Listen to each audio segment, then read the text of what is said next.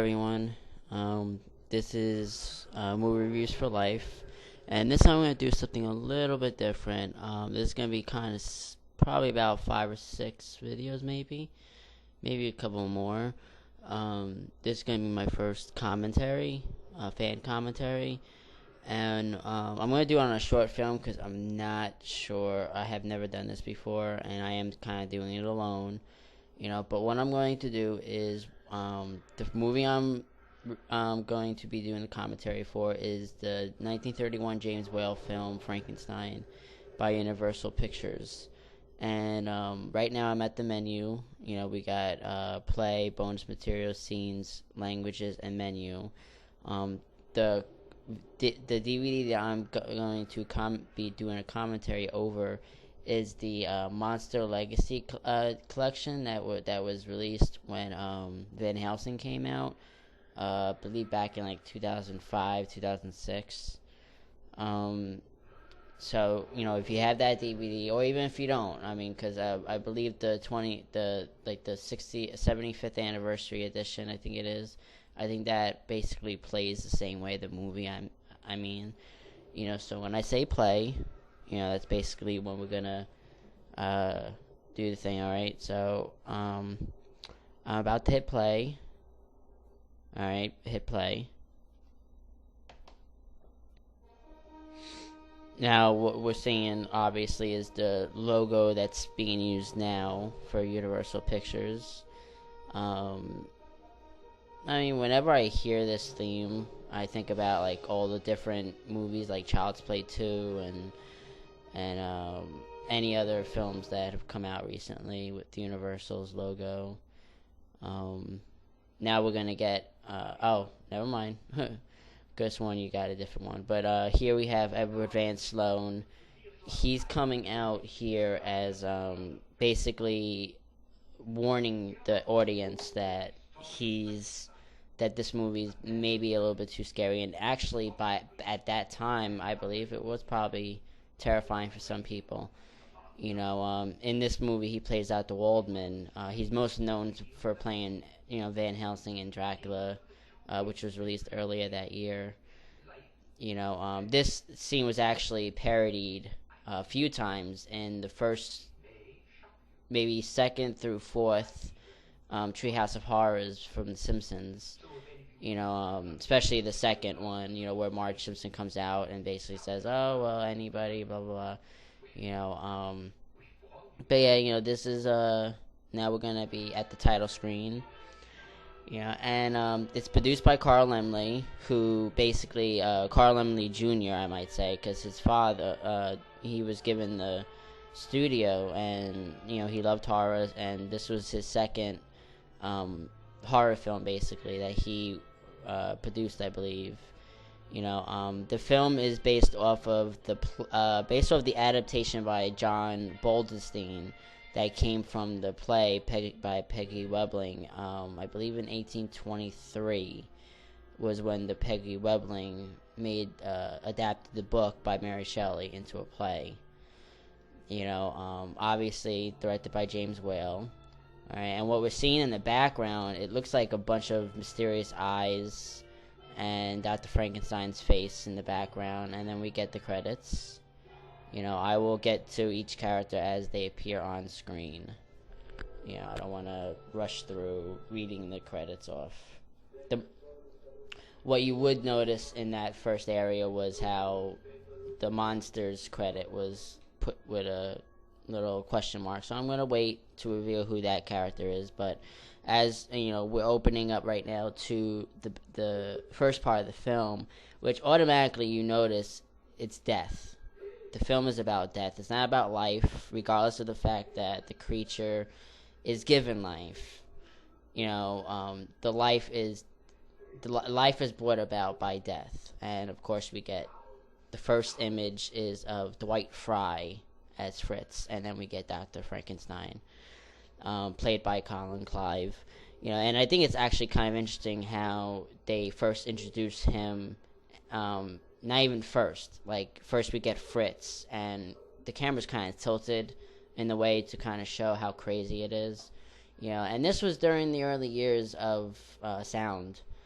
So you'll notice that there's some, like, this is very played off like a silent film at times, but there's some interesting sound effects that you don't really hear much. Like right now, we're about to get some dirt hitting the coffin, and it's very kind of blasted at you, like, okay, more death, you know. Um, Okay, and yeah, basically patting it down. I'm not gonna do like a commentary of what they're doing in the scenes, but I always thought it was kind of interesting that that sound effect was put in that, because it's never it's important by the director's standards. Nowadays, dirt on the thing, you'd probably have like a thing of rain or whatever, but now it's just right now, not much is going on, but we understand all that. And then now Dwight Frye. Let me get back to the first two cast members we saw. Dwight Frye is most famous for playing the Renfield in Dracula earlier the same year, and he did such a great job in playing that character. I guess they decided to adapt the character of Fritz, which wasn't in the original novel until the Peggy Webling stage play. And he does a really good job. A part of his character is parodied in the Young Frankenstein film by Mel Brooks, combined with the Igor character from Son of Frankenstein, which I'll get into that when that gets there. Colin Clive here, he plays Dr. Henry Frankenstein, and one of the things is, for some reason, they changed the name, because in the novel his name was Victor Frankenstein. I'm not understanding why they made that change. I'm pretty sure it has to do with the play. I guess maybe it just sounded better, kind of like how Bruce Banner was changed to David Banner in the 70s show The Incredible Hulk, also done by Universal. But we see here in the book, they don't really show you what Dr. Frankenstein does to make his monster. Here we're actually getting the input of how it is he went by getting these cadavers and putting them together, stitching them together. Right now we're coming up to where they come upon the body of a hung man, probably hung from doing some sort of crime at that time that was punishable by death. I don't really have much to say about Colin Clive. I watched plenty of documentaries about this film, and the one thing they've always said was how gifted he was, but also how sad of a man he was, because he was an alcoholic. And it is kind of sad. He does return for Bride of Frankenstein, which was very nice to see. But obviously it's very evident about how his character, how he was during that time. But but we're gonna get the first indication of what it is that he really needs from this body, and that we don't have it.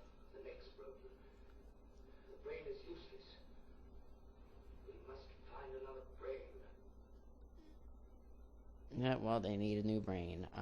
Actually, okay, before I get on to what I was just about to say, this is Edward Van Sloan, the man who's talking.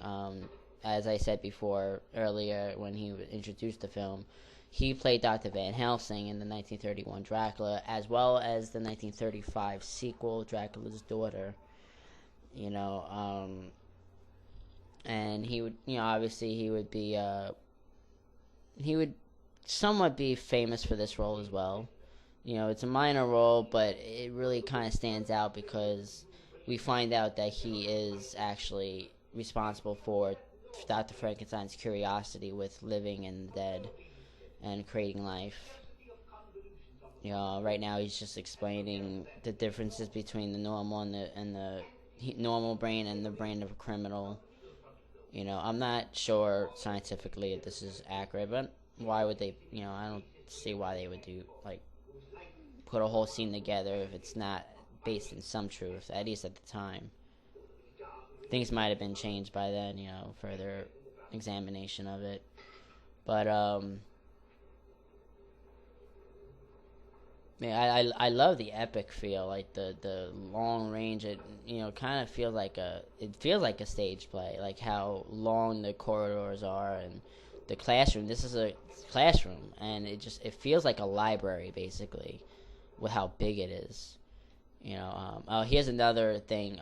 This was actually a stage play edition as well, because in the novel, the monster didn't go violent because of a bad brain. He went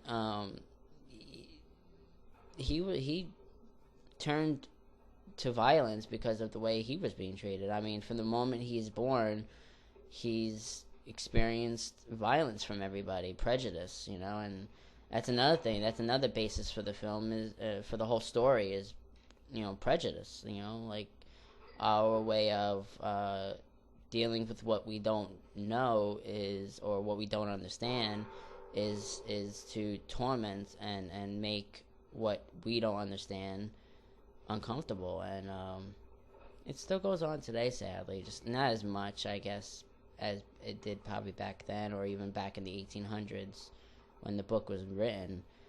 But I did like it was all because of a dumb fake skeleton that caused all these problems, at least in the films anyway. Here we have a picture of Dr. Frankenstein, maid.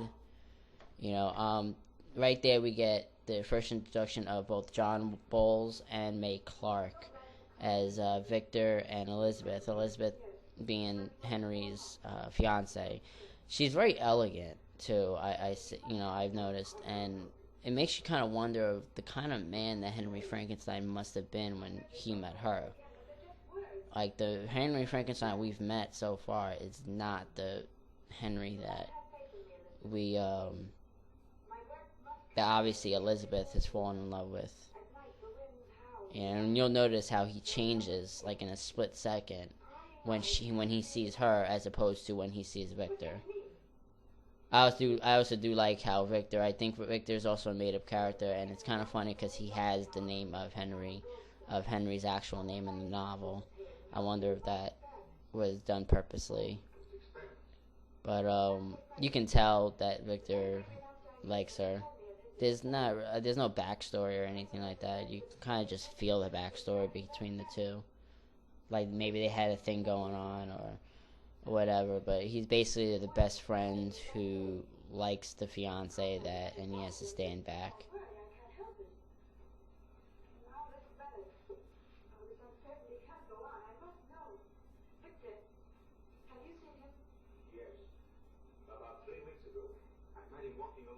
There's another example, though, of a scene that it's not very important, but it obviously, I guess it expands on a few of the characters that otherwise you wouldn't really have a need to care for. You know?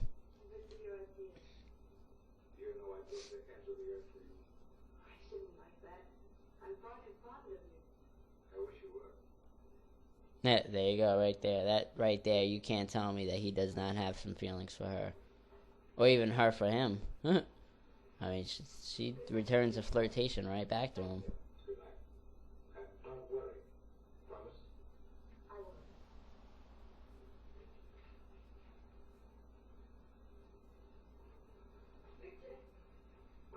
Oh, look at that! Look at those stairs going upstairs. I mean, like, oh my God! It's just. It feels like if I looked up, I'd be thinking I was flying.